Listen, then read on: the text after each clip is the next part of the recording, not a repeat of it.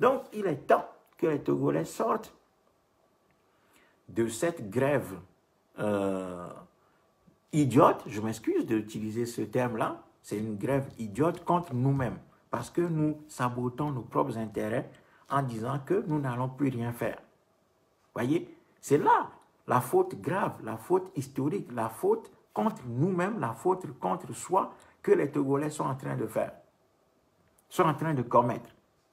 Et cette faute-là, si nous continuons sur ce chemin-là, nous allons payer encore plus cher que les conséquences des fausses solutions que nous avons adoptées jusqu'ici.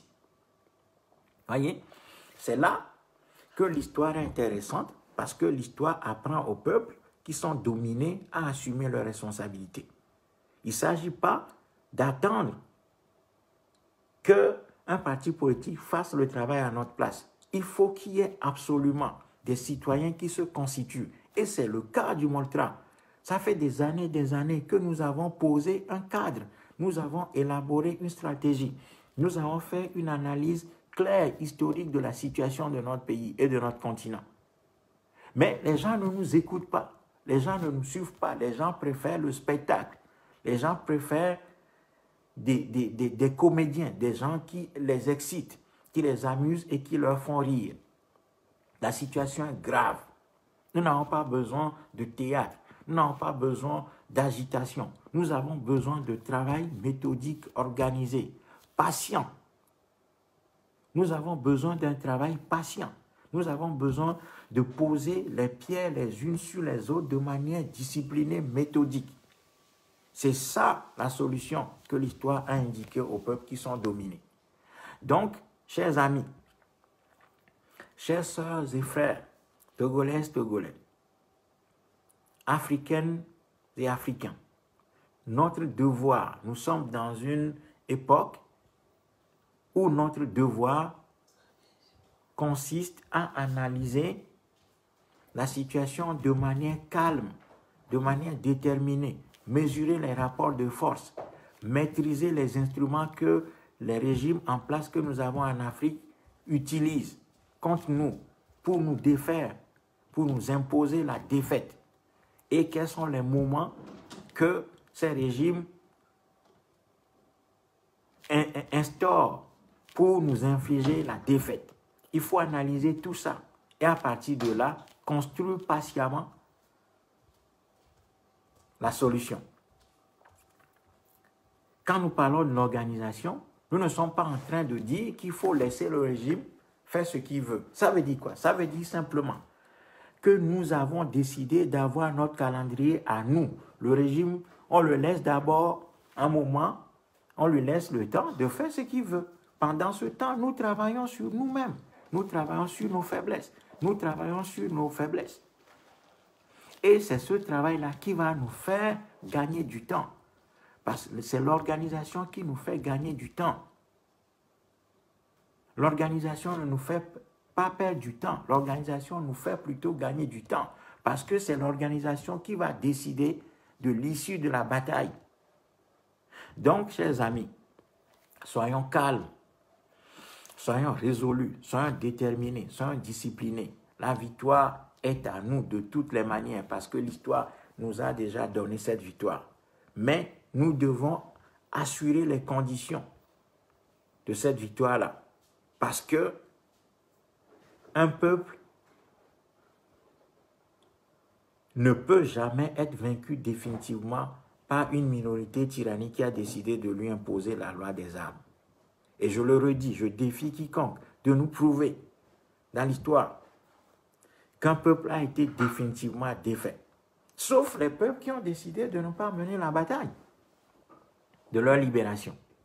Donc, chers amis, je dis ce soir, encore une fois, que notre devoir dans les circonstances actuelles, c'est de poser calmement le diagnostic et dire que tout ce que nous avons fait jusqu'ici, ces 30 dernières années, ne nous ont mené qu'à l'impasse que nous connaissons aujourd'hui. Et quand on a échoué sur un faux chemin, sur un mauvais chemin, la réponse qu'on apporte, ce n'est pas de croiser les bras.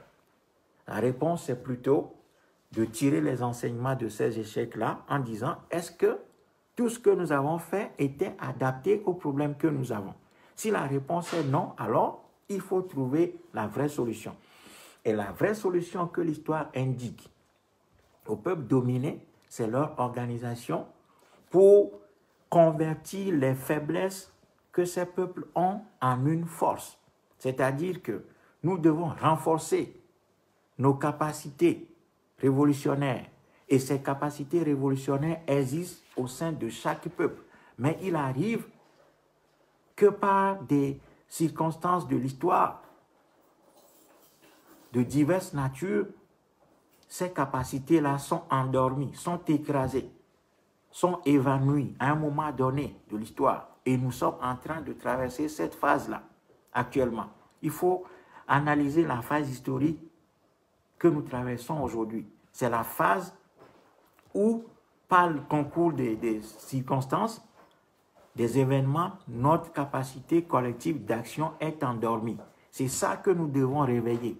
Et là-dessus, il faut suivre des gens qui sont calmes, qui ont travaillé sur ces questions-là pendant des années. Nous avons travaillé au Moltra sur ces questions. Ces solutions existent. Et il faut que les Togolais prennent leur courage à deux mains, commencent par s'organiser, commencent par aller les uns vers les autres, détourner, casser, briser les pièges que l'ennemi a instaurés entre nous. Et je n'ai cessé d'insister sur l'ensemble de ces pièges-là. Le premier de ces pièges, c'est les divisions entre partisans de partis politiques.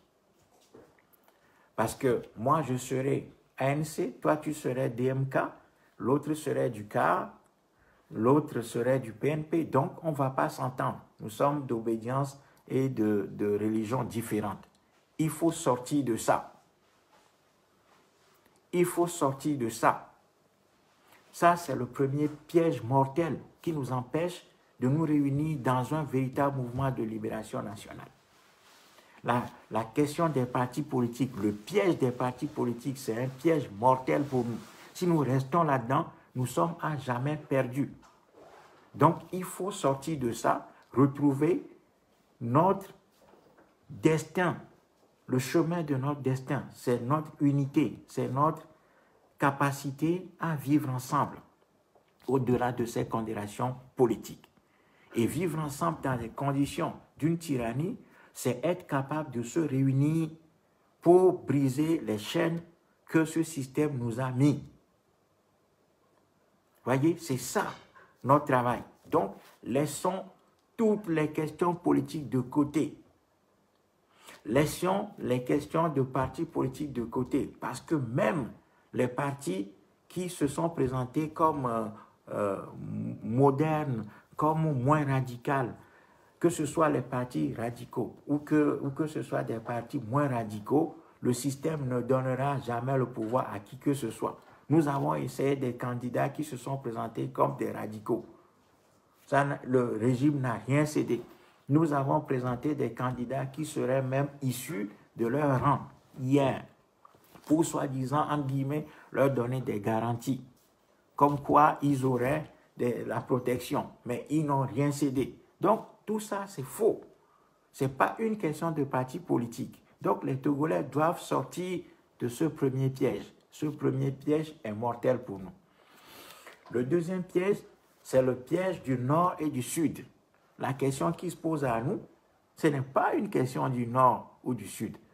Allez faire un tour au Nord ou au Sud. Les Togolais vivent la même misère. Les Togolais vivent la même misère du Nord au Sud. Le Togo est une prison à ciel ouvert du Nord au Sud, de l'Est à l'Ouest. Donc, ce n'est pas une question du Nord, d'être du Nord ou du Sud, et que les gens du Nord seraient condamnés parce que ce régime a beaucoup de ces aficionados venant de cette région-là, ce qui est même démographiquement et même, comme on le dit, anthropologiquement faux, parce qu'il y a beaucoup de sudistes qui participent à ce régime-là depuis des années. Donc, il faut laisser également ce piège mortel de côté, parce que ce piège divise artificiellement notre pays. Et tant qu'on restera dans ces divisions artificielles, on est mort. Ça veut dire que nous n'allons jamais arriver à la conclusion selon laquelle notre patrie a besoin de nous. L'esprit patriotique est brisé par ce deuxième piège également, qui se rallie au premier piège qui est les querelles entre partis politiques, entre partisans de partis politiques, entre membres de partis politiques. Voyez, ça c'est le deuxième piège que nous devons absolument éviter. Le troisième piège, c'est de dire, c'est d'opposer les ethnies les unes aux autres. Et ça, le régime lui-même en est le spécialiste attitré. C'est-à-dire que pendant longtemps, ce régime a dit que les Kabyles, ce sont les Kabyles qui sont au pouvoir contre les autres ethnies. Ça, c'est faux. Il faut voir la situation des Kabyles. Il faut voir la situation des Kabyles. Les Kabyles sont ceux qui ont payé le plus lourd tribut à ce régime. Parce que là, toutes les oppositions sont réprimées de manière systématique et la misère est encore plus grande. Donc, ce n'est pas une question d'ethnie également. Donc, là-dessus, nous devons retrouver l'esprit patriote, l'esprit national et l'esprit panafricain. Nous sommes un même peuple. La majorité des Togolais, toute ethnie confondue, se retrouvent privés de tous les biens de première nécessité. Nous n'avons pas à manger, nous n'avons pas de l'eau potable à boire, nous n'avons pas d'hôpitaux, nous n'avons pas de routes, nous n'avons pas d'école, nous n'avons rien. Ce régime est constitué d'une petite minorité réunissant des gens de toute ethnie confondue contre la majorité togolaise de toute ethnie confondue. Donc, ce n'est pas une question d'ethnie également. Voyez? Donc, nous sommes pris en otage par une petite minorité de Togolais et Togolaises de toute ethnie confondue, contre la majorité togolaise de toute ethnie confondue également. C'est pour ça que les Togolais doivent se donner la main, toute ethnie confondue, pour aller à la solution. Le quatrième piège, c'est le piège de l'élite.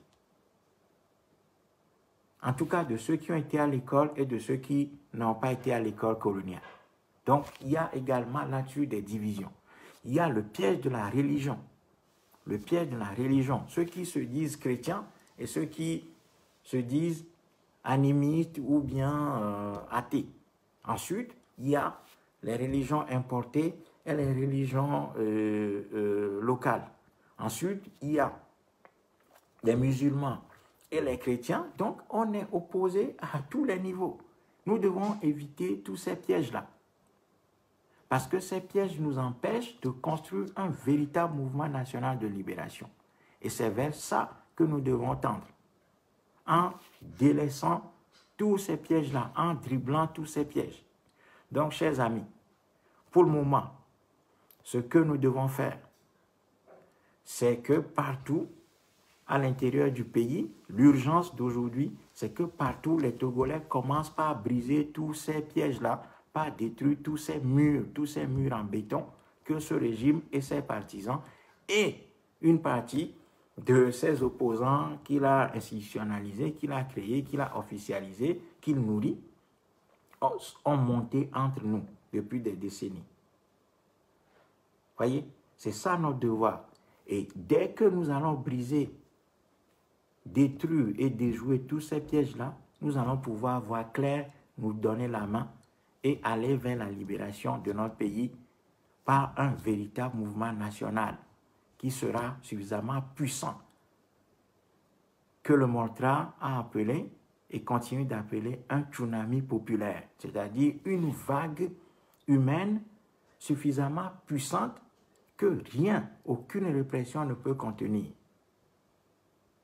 Ce n'est que comme ça que les Togolais arracheront leur liberté et entameront la reconstruction de notre pays sur de nouvelles bases. Pour que tous les Togolais puissent vivre du nord au sud, de l'est à l'ouest, du centre à la diaspora. Voilà le travail qui nous attend. Donc maintenant, puisque nous avons Jean-Paul Omoulou et plusieurs prisonniers politiques dans notre pays, nous devons commencer par nous mobiliser pour faire libérer ces gens-là. Parce que nous avons besoin d'eux pour mener la grande bataille qui est la destruction de la prison gigantesque, de la prison géante qu'est devenue notre pays sous ce régime. Nous avons besoin de ces gens-là. Leur place n'est pas en prison. Donc, nous devons tout faire, nous constituer dans les quartiers, d'abord dans les maisons, dans les quartiers, dans les villages, dans les villes, dans les préfectures, dans les régions, partout. Et sur l'ensemble du territoire national, nous devons nous constituer partout. Il faut qu'il y ait des groupes de travail qui naissent, des groupes d'action qui naissent, où tout Togolais doit retrouver d'autres Togolais pour commencer par agir. Pour commencer par agir. En tout cas, commencer par s'organiser. Commencer par s'organiser, c'est-à-dire attribuer des tâches, répartir les tâches. Commencer par connaître notre géographie. Commencer par comprendre comment le régime se déplace, se mobilise et met les moyens de répression en place. Nous devons maîtriser tous ces éléments-là. Nous devons connaître notre géographie parce que c'est la géographie qui fait la décision. C'est la connaissance de la géographie qui fait la décision. Savoir comment le pouvoir est localisé, comment le pouvoir encadre le pays, comment ce pouvoir arrive à déplacer les forces de répression à chaque fois qu'il y a un petit foyer de contestation qui naît quelque part. Nous devons maîtriser tout ça, connaître les routes par lesquelles ce régime arrive à maîtriser le peuple. C'est un travail scientifique, méthodique, ça. Il nous faut de la discipline, de la rigueur, du calme, du sérieux pour faire ça. Ce n'est pas du théâtre. Ce n'est pas du théâtre. Donc, les Togolais doivent élever leur niveau de conscience politique pour comprendre que une victoire, on la prépare. Une victoire, elle se prépare. Ce n'est pas par des incantations ou bien par des appels à l'agitation permanente que nous allons avoir la solution. Nous avons besoin de travailler minutieusement sur l'ensemble des conditions de notre victoire. Ça veut dire que nous devons connaître nos faiblesses, ce qui a fait notre faiblesse jusqu'à présent. Connaître les forces de l'adversaire en face, connaître ses alliés, ses alliances, savoir comment l'adversaire en face se mobilise, travaille, quel est son agenda et nous-mêmes, quel est notre agenda. Nous devons travailler sur l'ensemble de ces conditions-là. Parce que quand on ne prépare pas la victoire, on échoue et on est surpris par son propre échec. Donc, chers amis, c'est un travail méthodique qui nous attend. Mais là-dessus, il faut du calme, il faut de la sérénité, de la détermination. Aller chercher les Togolais où ils sont, dans les villages, dans les campagnes, partout, partout, les hommes et femmes, les vieux, les enfants, les jeunes, partout, les élèves, les étudiants, partout. Nous devons commencer par réfléchir sur l'après de ce régime, parce que ce régime tombera. Ce régime tombera. Il n'en sera pas autrement. Ce régime tombera. Ce régime est condamné par l'histoire. Il ne va pas survivre. Mais il faut précipiter sa chute. Pour précipiter sa chute, il faut travailler sur les conditions en amont. Il faut travailler les conditions avant de déclencher la bataille finale. Celui qui n'a pas préparé un match le perd.